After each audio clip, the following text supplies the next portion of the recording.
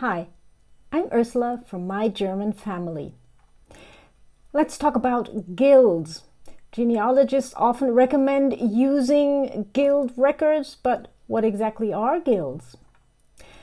Since the mid-13th century, craftsmen in the cities were regularly organized in guilds.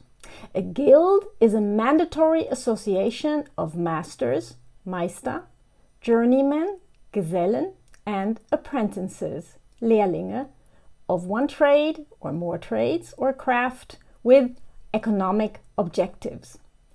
The guild system served to keep non-members from practicing the trade or craft in the city.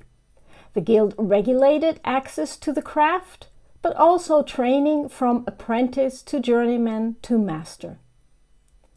It also regulated production and sales, thereby intervening in competition. Additionally, it governed the lives of its members, such as their collective participation in religious services, for example.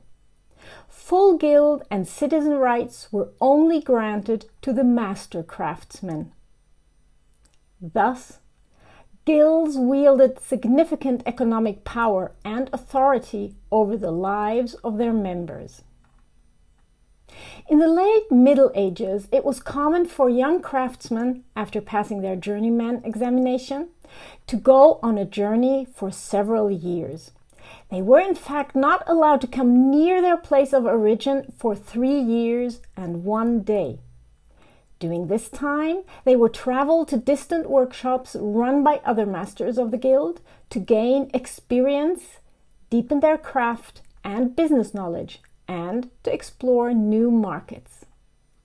These journeyman years, also known as being on the road or on the Walz, were a requirement in most trades from the late Middle Ages until the 19th century in order to become a master craftsman.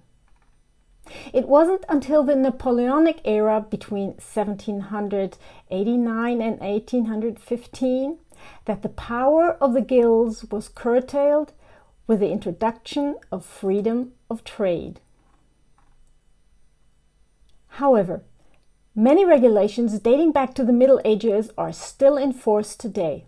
For example, regular apprenticeships still last 3 years, and only after passing the journeyman examination does one become a journeyman and is then eligible to take the master examination. And even today, the title of master remains a visible expression of personal and professional competence. One of the reasons why German craftsmen have been and still are considered highly qualified all over the world is because of these structures that date back to the Middle Ages. And if you want to learn more about German history and German genealogy, don't forget to subscribe so you don't miss my next video. See you then.